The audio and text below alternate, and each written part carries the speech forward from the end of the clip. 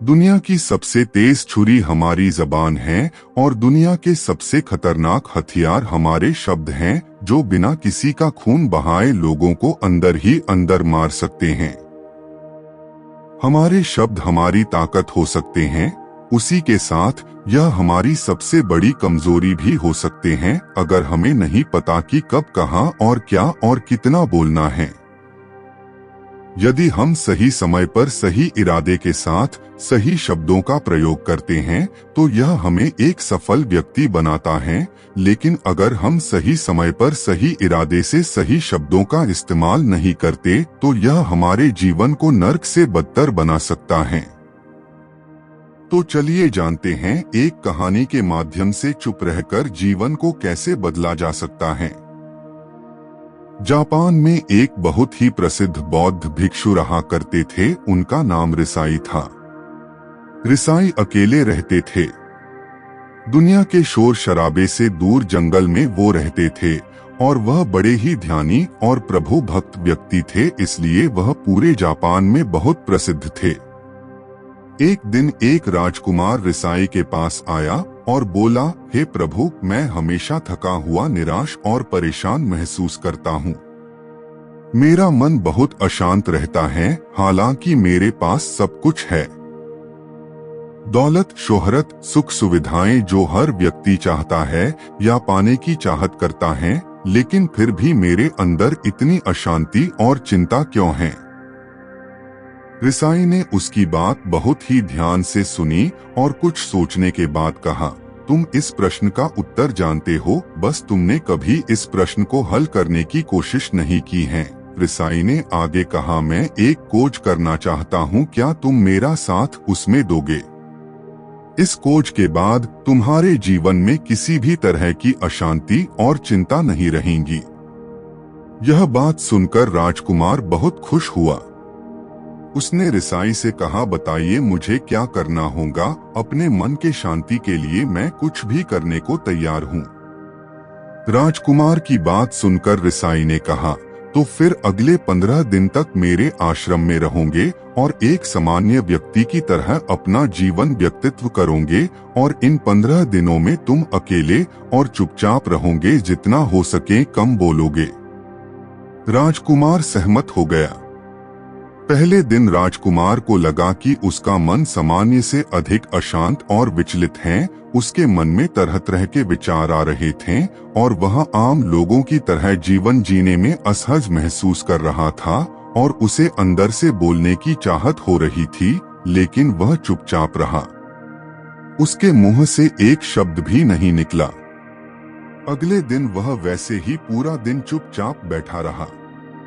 अगले 2-3 दिन बस वह चुपचाप बैठे रहता, लेकिन रात होते होते उसे अंदर ही अंदर शांति का अनुभव होने लगा। उसके लिए यह अनुभव अजीब था। वह खुद से पूछ रहा था कि वह अंदर ही अंदर इतना खुश क्यों है। अगले दिन राजकुमार अकेला चुपचाप बैठा रहा और वह प्रकृति को निहारने लगा। वह पौधों को, फूलों को, आकाश में उड़ रहे पक्षियों को देख रहा था। वह अपने जीवन में पहली बार यह अद्भुत दृश्य महसूस कर रहा था कि उसके आसपास कितनी सुंदरता है। अब वह दिन भर प्रकृति की सुंदरता को निहारता रहता और ताजगी महसूस करते रहने लगा था। इसी तरह से 10 दिन बीत गए थे और उसके मन की सारी बेचैनी, सारी हलचल और सभी तरह के तनाव गायब हो गए। 11वें दिन की सुबह राजकुमार फिर से एकांत में बैठ गया और कुछ ही मिनटों में उसकी आंखें अपने आप बंद हो गई और वह गहरे ध्यान में चला गया। वह पूरे दिन वहीं पर ध्यान लगा के बैठा रहा और गहरे ध्यान में डूबा रहा। ना कोई शब्द, ना कोई चिंता। राजकुमार भीतर से असीम शांति और आनंद से भर गया। राजकुमार अपने बाकी के 4 दिन इसी तरह व्यतीत करने के बाद रिसाई के पास गया और उन्हें प्रणाम किया और बोला, हे भिक्षु महाराज, मुझे उत्तर मिल गया कि मेरे में इतनी उथल पुथल और चिंता क्यों था। मैं जान गया कि मेरा मन इतना अशांत और विचलित क्यों था। रिसाई ने मुस्कुराते हुए कहा, बताओ क्या उत्तर मिला तुम्हें? राजकुमार ने कहा, मैं जरूरत से ज्यादा बातें करता था। मैं किसी पर भी अपने शब्द और ऊर्जा व्यर्थ करता था। मैं दिन भर अपने लोगों से फालतू बातें करता और अकेले में उन्हीं लोगों के बारे में सोचता रहता था। ज्यादातर समय नेगेटिव बातें सोचता रहता और इस तरह से मैं अपना समय बर्बाद कर देता था।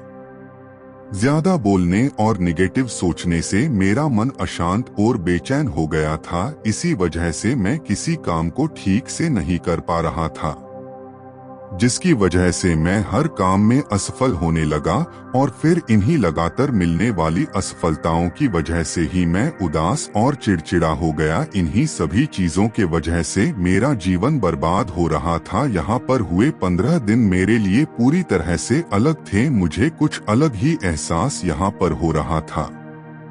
अब मुझे ऐसा लग रहा है मैं अपना जीवन पूरी तरह से जी रहा हूँ, लेकिन इसके पहले मैं अपना जीवन गलत तरीके से जी रहा था।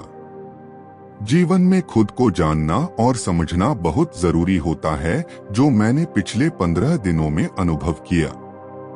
राजकुमार की सारी बातें सुनने के बाद रिसाई ने कहा, सिर्फ तुम ही नहीं, दुनिया में ज्यादातर लोग जरूरत से अधिक बोलते हैं। आज भी लोग ज्यादातर समय केवल दूसरों को नीचा दिखाने के लिए ही बर्बाद करते हैं। रिसाई ने राजकुमार को चुप रहने का महत्व समझाते हुए कहा, एक बार गौतम बुद्ध से उनके एक शिष्य ने पूछा, आप ज्यादातर चुप क्यों रहते हैं? तब बुद्ध उन्हें चुप रहने के फायदे को समझाते हैं।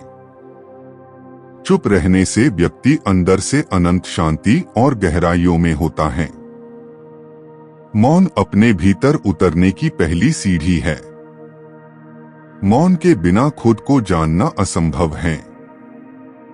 खुद को जानने और समझने का पहला नियम है मौन हो जाओ।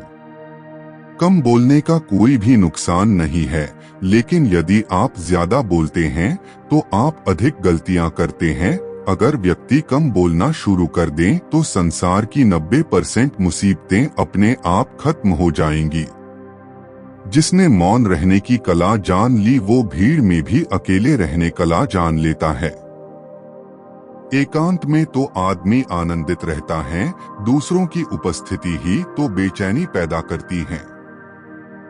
चुप रहने की शक्ति से अधिकतर ऊर्जा को बचा लोगे। इस कहानी से हमें यह सीखने को मिलता है कि चुप रहने में भी एक अद्भुत शक्ति होती है। अगर हम सही समय पर सही शब्दों का प्रयोग करते हैं तो हम अपने जीवन को सकारात्मक दिशा में बदल सकते हैं। चुप रहने से हम अपने आत्मा की गहराइयों में जा सकते हैं और अंदर से शांति का अनुभव कर सकते हैं। इससे हम अपने विचारों और भावनाओं को साफ करके अपने जीवन को सकारात्मक बना सकते हैं। चुप रहने की कला हमें सीखनी चाहिए ताकि हम अपने शब्दों का सही इस्तेमाल करके अपने और दूसरों के जीवन को सुधार सकें। इसी तरह की और नैतिक कहानी सुनने के लिए मेरे चैनल को सब्सक्राइब करें। कहानी अच्छी लगती है तो वीडियो को लाइक करें और अपने दोस्तों के साथ ग्रुप में शेयर करें।